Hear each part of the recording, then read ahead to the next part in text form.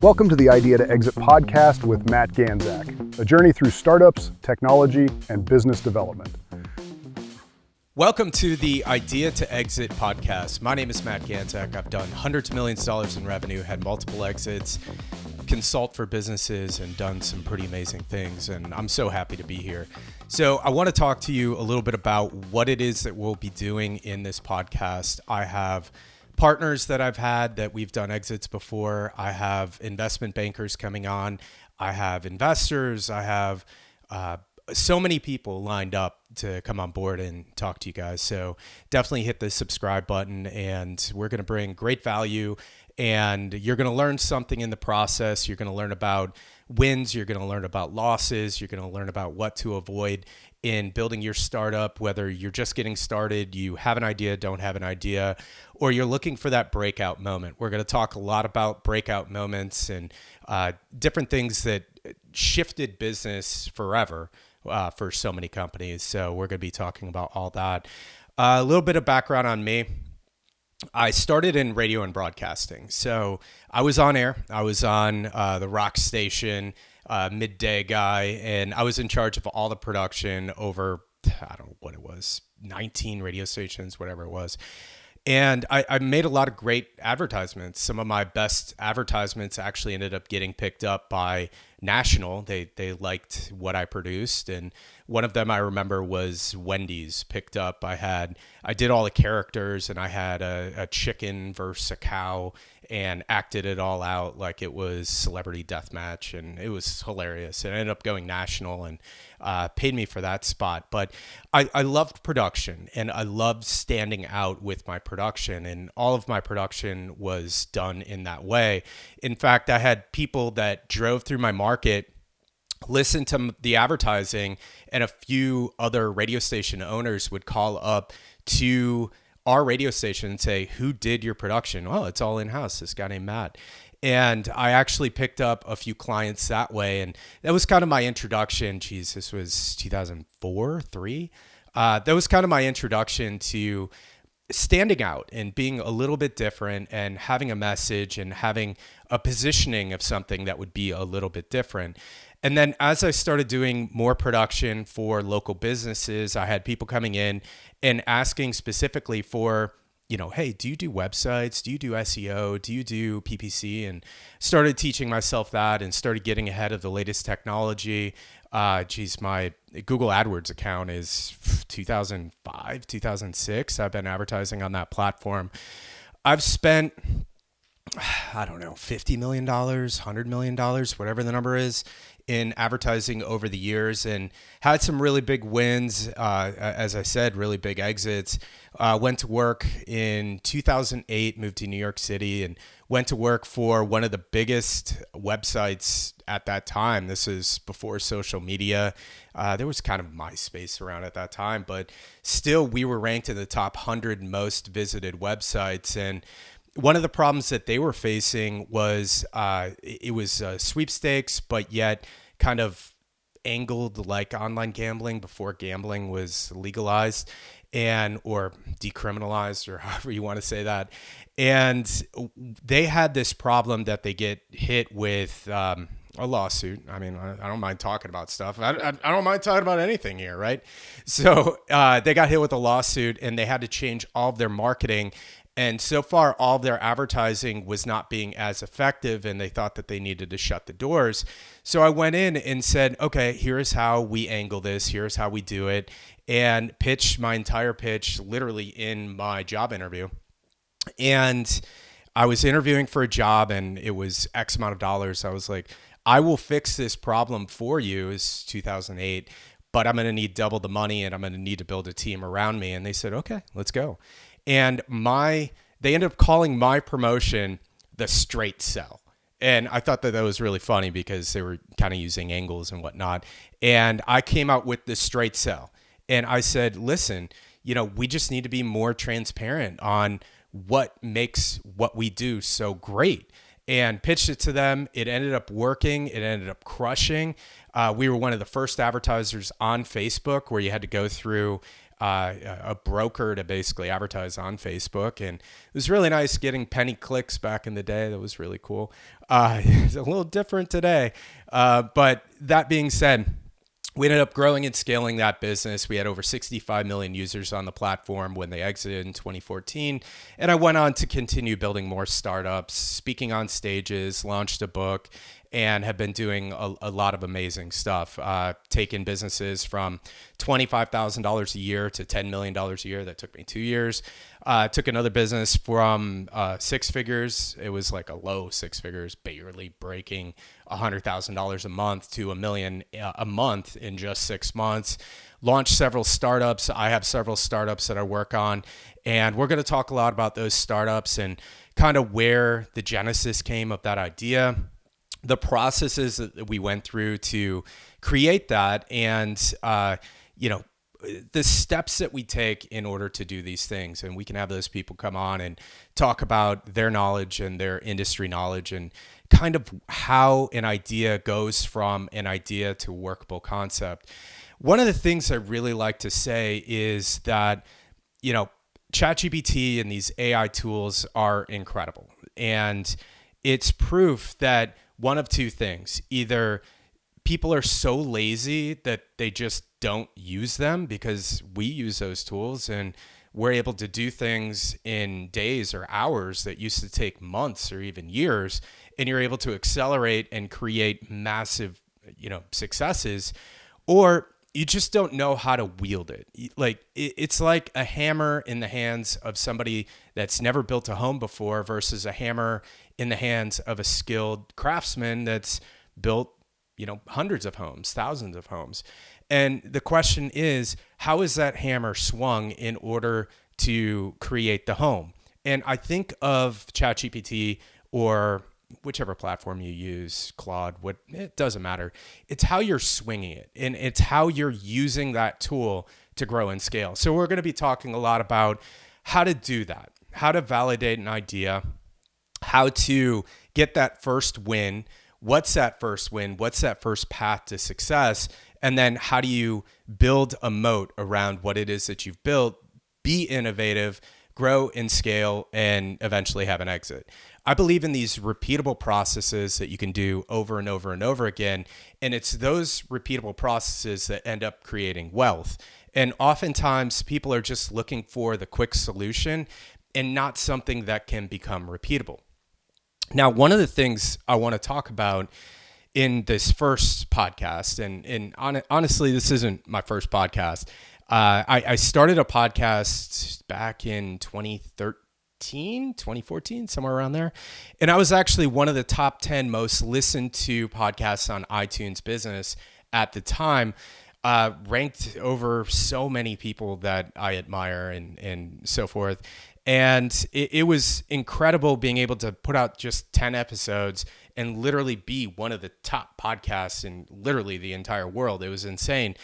But one of the things that I've learned is it's the repeatable process, and it's doing something every single day that is going from A to B as fast as physically possible. Now, what I think AI is doing today is phenomenal. I built my first app in 2005. And it was a thoroughbred marketplace to sell horses, kind of weird. But at that time, I realized that there were so many industries that needed apps or websites or whatever it is that they needed. And they had specific market knowledge of a problem. And what I learned very early on is that you have to have a problem big enough worth solving. And that's really where my entire business has formed its foundation, is on problem solution. What is the problem? What is the solution? And if we solve that problem, what are people willing to pay for that? And everything that we're going to talk about is problem and solution. And that really needs to be the focus of how you use AI today. Now, again, going back, when I built that first app, it took me 8 months to build it. And, there was probably a little bit of knowledge gap in there because it was the first app that I developed. I had taught myself how to do coding. At that point was PHP, and then I was designing everything and then exporting it and then putting it in Dreamweaver, and it was absolutely a nightmare. And now with AI, literally with putting the right prompts and getting something into Replit, Lovable, one of those building platforms, you can have a clickable prototype in hours.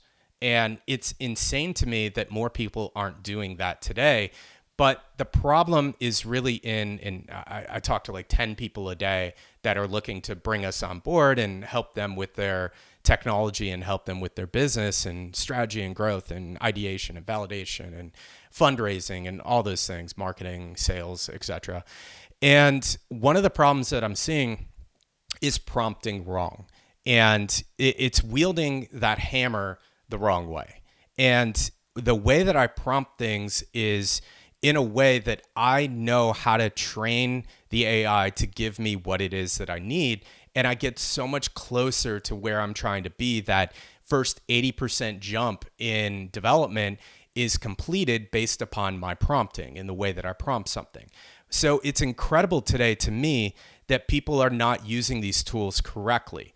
And I see so many videos on social media and people talking about like, here are the top 500 tools that you need to be using for da da da da. And you don't need 500 tools. You just need one great tool and know how to use it correctly. And another problem that I see is people get caught up in this analysis or testing 500 tools or, testing all these things and trying to be everything to everyone.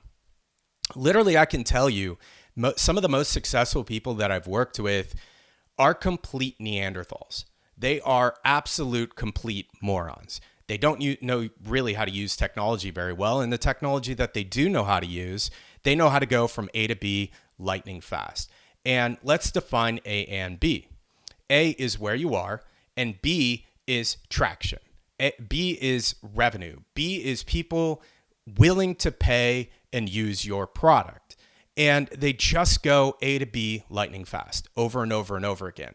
So they know how to use the tools in order to do that. It could be the telephone to make a phone call, a DM message, closing in DMs, whatever that is. And a lot of the people that I've worked with over the years that continue to struggle, continue to spend years not getting traction or getting sales are those people that are focused on putting systems together. We need systems. We need better systems. We need to do this. We need to do that. And it's the complete Neanderthals, the people that like literally just learned how to make fire, that just do it over and over and over again and end up creating a fire and it burns. And then you throw a little bit of ad spend on a fire, and ad spend is gasoline, and it just takes off. And then the problem becomes, all right, now we have too many people coming in. Now we need to solve that problem with systems. And all too often, people are too focused on those systems. People are too focused on the top 500 tools in order to grow and scale your business and watching these complex videos. But I'm telling you right now, the biggest successes that I've seen and the fastest successes that I've seen are repeatable processes that can be done over and over again that do not use systems, that do not use the technology. Now, you need the right messaging for the problem solution and understand how to say, if you do not go with us, if you do not take this action, what is your plan B? And then listen and understand what it is that they would rather do. And that is how you sell. That is how you move. That is how you get traction. So all these companies that come to me, so many companies reach out and fill out our form on our website. We talk about it. We get on a 15-minute call. We talk about their business. And all too often, they're spending years not getting traction. And the reason why they're not getting traction is because they're not focused on the problem and solution. And the problem of which it's being solved for. Who is your ICP? Who is your ideal customer profile? Who is the person that you're solving this problem for? Like, I don't care what you're selling. You could be selling t-shirts. Like, everyone wears t-shirts. You should buy my t-shirt. Your market isn't everybody. Your market isn't everyone that's buying t-shirts. It's a specific person that wants something different that they can't find just by going to Target or Walmart or whatever the place, Amazon, that they're buying from. You have to have the solution to the problem for an ideal customer profile. So we're going to talk a lot about that. We're going to talk about how businesses found that problem solution in ICP, and then what that first breakout success was. And it's so important. It's literally the most important thing in this entire podcast. Everything that I've ever done in business breaks down to that one message that I just gave you.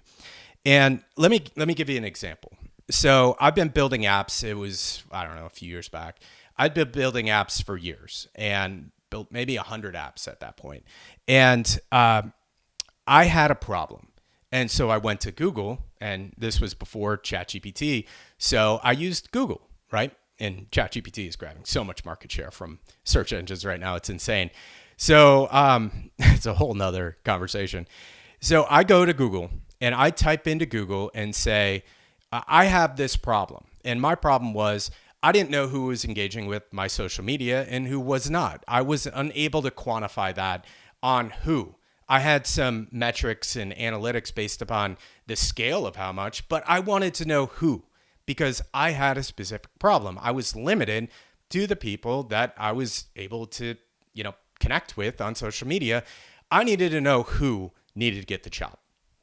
I found that there was nothing. There was absolutely nothing online for it. There was no apps. There absolutely nothing did that. So what I did is I said, okay, if I solve this problem to understand what's going on in my social media, in my messaging, in what I had going on, if I solve this problem, how would I solve this problem? And I had to figure out how to solve it. So I think I came up with the solution. It was March 1st that I spent probably 2 hours looking to find a solution because I had a problem. And March 1st, I came up with a hypothesis. If we did XYZ, it would actually work. So I reached out to my developers and said, hey, spend like 5 hours on this. Like, is this physically possible? This is my hypothesis. And if we did it this way, would it actually work?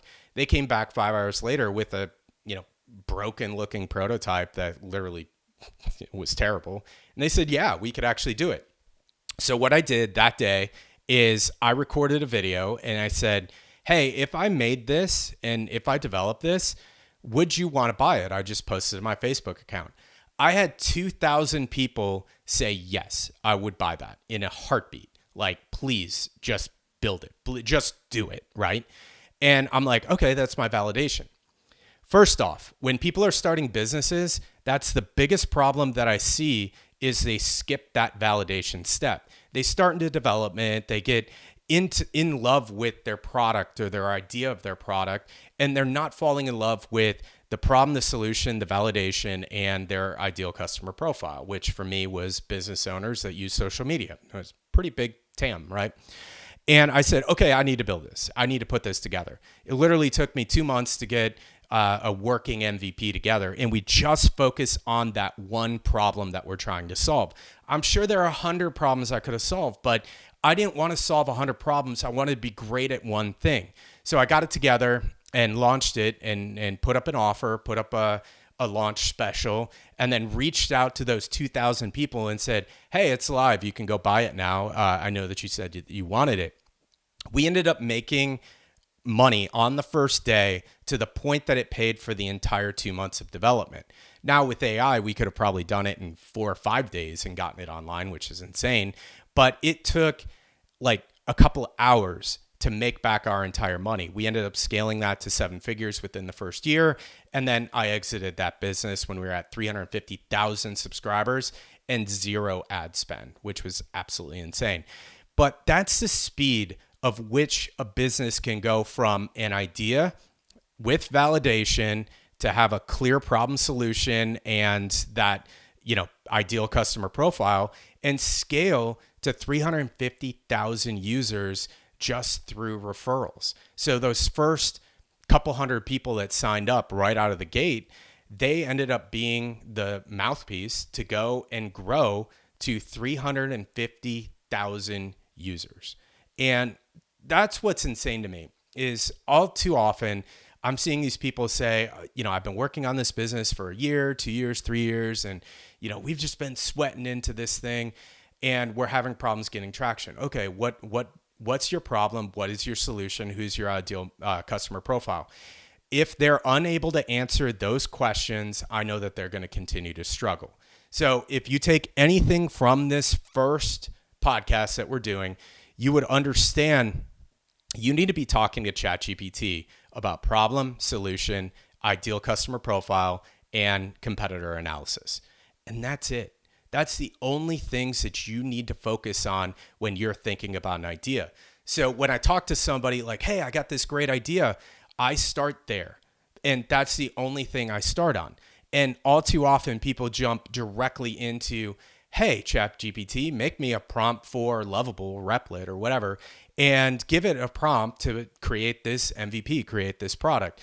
They're not understanding problem, solution, ideal customer profile. So I would say that's for me, and I know we're going to bring a lot of people on here over the time that we're going to be here together. And I'm going to ask them the question of like, what was that breakout success? And oftentimes you're going to hear like, we did paid advertising, or we got, one great client right out of the gate, or we did this, or we did that. And, we had this big contract that was signed right out of the gate, and that was really the catalyst for us to grow and scale. But I want to dig into, what were the problems that you faced with the creation of your product? Because it really doesn't come down to marketing and sales. It comes down to understanding the problem that is being solved, who that problem is being solved for. And if they don't decide to go with your product or solution, what else are you doing? What's your plan B, and where are we going from here? So that gives you a little bit of background on me. And I have so much that I want to say in this first one, but I definitely want to keep these probably 15, 20 minutes each. Now, when we do bring on some folks that have a lot to say, definitely, some of the investment bankers and some of those people that are telling you exactly what they're looking for in order to buy companies. Because, some of these people that I work with, they just buy companies and put several companies together, roll them up, and then exit at a bigger valuation. So it's incredible to see how they do that and understand your exit plan at your idea phase. And again, if you're past idea and you have a product and you're successful or have some varying level of success, it's still important to look at your exit strategy. Because if you are looking to take on investor dollars, one of the first things that they're looking for is a liquidity event, which would be an exit or an IPO in some cases. And I'm not a huge IPO advocate because exits are a lot easier. Cash is a lot easier to navigate. And some of these IPO liquidation events are far more complex and far more difficult. Again, I want repeatable processes that I can rinse and repeat over and over and over again. And for me, what I like to do is find industry experts that have really big problems. And then I ask them a question. If we solve that problem in your business, what would that be worth to you? And what would that, in terms of paying for something, but beyond that, what impact would that have in your business, whether moving faster, better, whatever? And depending on that answer, we decide, is this something that we need to build? If they can't answer that question and it isn't a big enough problem, we need to pivot and we need to move on to something else. And that's essentially what it is that I do.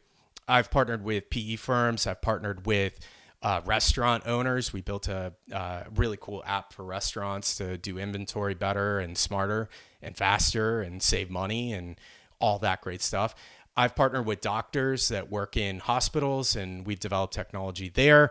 And I've partnered with other industry professionals that are great at certain things. We have a tax app that solves really big problems for business owners.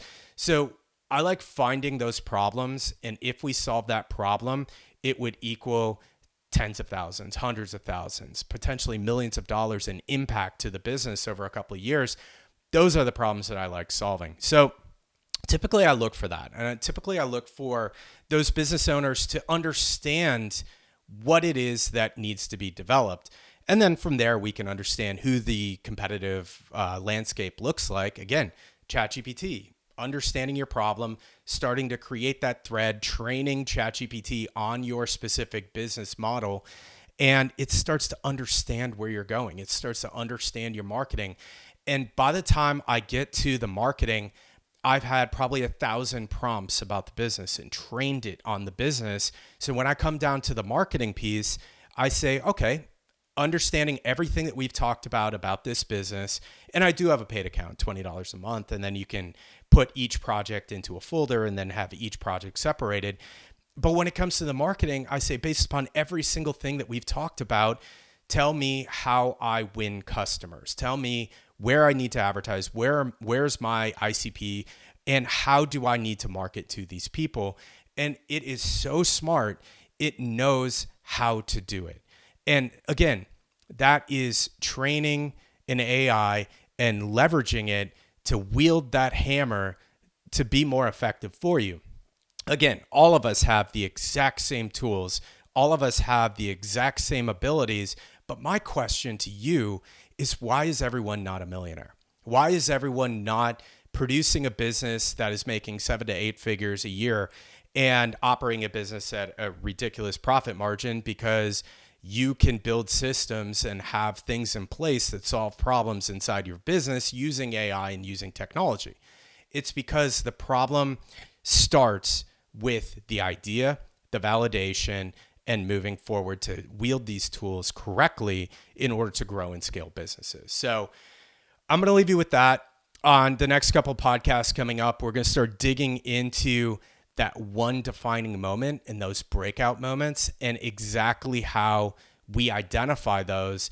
And yeah, and move on from there to talk about awesome stuff. So again, my name is Matt Ganzak. This is the Idea to Exit podcast.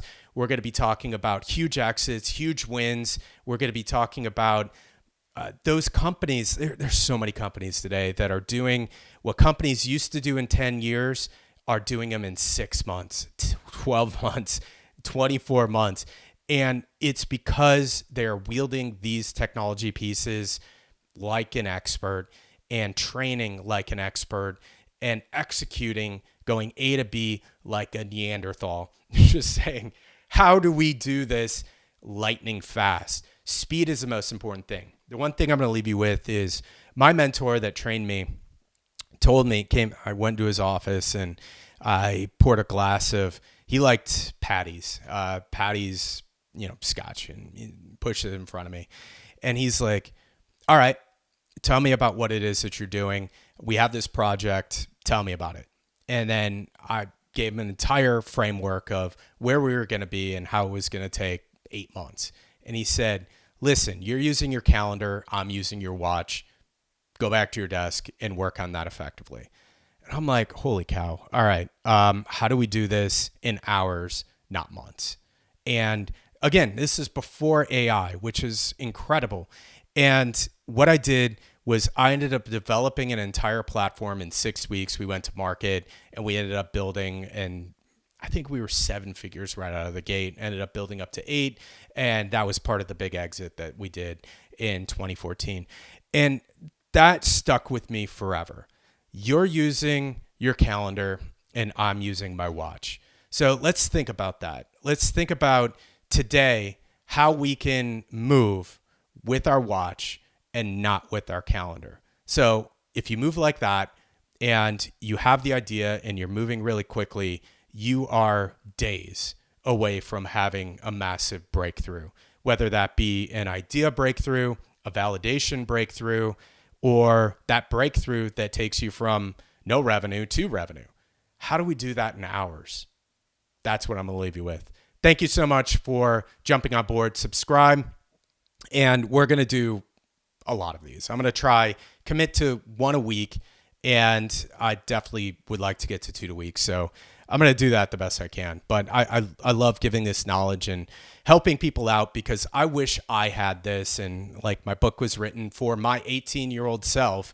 I wrote the book to myself. And literally I wrote my book in 24 hours, which was insane.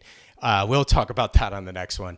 But again, I did that before AI, which is incredible. But the most important thing is speed. Speed to traction. Let's talk about that. We're going to talk about it on the next one. Subscribe, and we'll see you on the next one.